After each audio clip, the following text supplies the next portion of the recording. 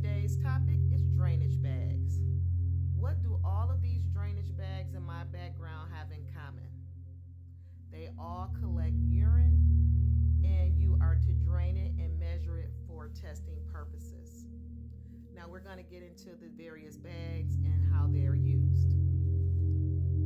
One I didn't add in the picture is the leg drainage bag. The leg one is maybe a lady's wearing a dress. It's more inconspicuous that you put on and the patient may wear it while they're going out for a few hours. It's just a little less, gives them a little more dignity when they go out, as opposed to have the big drainage bag where they may have to have a cover-up bag if they don't have the drainage bag that has the cover built in. This is one of the methods that they would use. Now, when a resident wears a drainage bag, one of the things that they should have attached to their leg is called a stat lock. Some look like this, depending on the manufacturer. You may have it and it's attached to the patient's leg, and you put it on and you put the Foley catheter through there for support. There's two types of catheters that may be used in any setting. You may have an indwelling catheter, which is an indwelling catheter. They come in various sizes based on the patient's urethra size, and they have fluid that is instilled in there. Normal saline is usually, or sterile water is usually put into these. This one here, what you would do is, this is an indwelling catheter. You see that little hole there? So once this is inserted into the urethra, it's going into a sterile area. So it's a balloon we're going to put that fluid into, and the size of it's going to be on the side here. There'll be different colors, purple, orange. There'll be various colors based on the size of the catheter that's indwelling, and it'll tell you how much fluid to put in there. And you don't want to overfill these. These are normally done by nurses. These can cause trauma to a patient if they're pulled and tugged on. So we're going to talk about that in a moment. The next one here is a straight calf. You'll see these in your patients who have maybe some kind of neurogenic issue or paraplegic. They sometimes use these when they're going out, and these are just straight calf. You don't keep these in. They go in, they come out.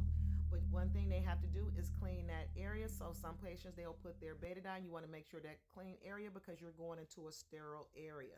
The bladder is sterile, so you don't want to get any infection there. So you're going to clean that area before you insert the catheter, because it's going to keep down your infections.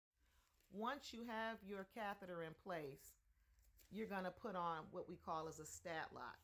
A stat lock is what you put on the patient's leg. It can be one of these, or it can be the one that's Velcro and strap on.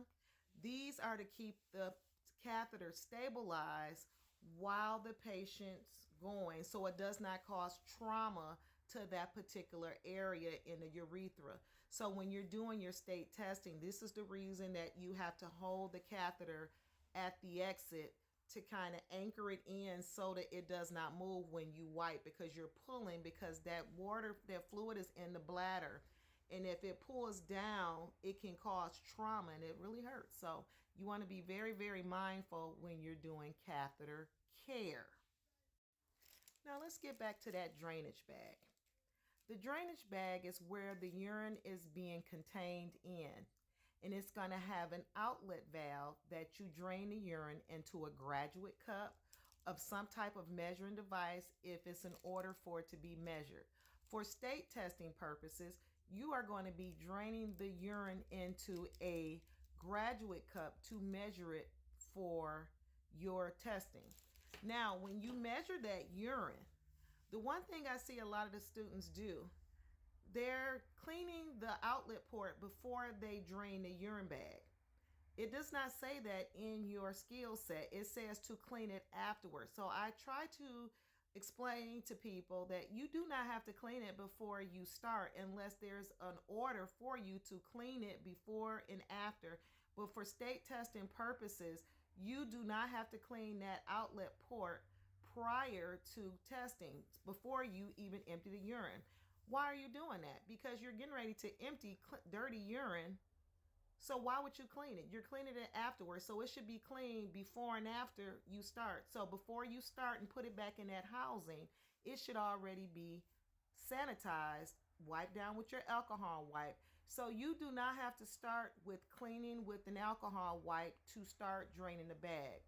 If you look at your mock skill, it does not say anywhere on there that you have to clean it first. I know it's taught that way, but it's kind of waste of supplies to do so. All you have to do is clean it after it is drained. That is what the state is looking for. I hope this is helpful. Please click like, subscribe, and share. I will be bringing you tips of how to practice safely and pass your test on your first attempt. Thank you and have a nice day.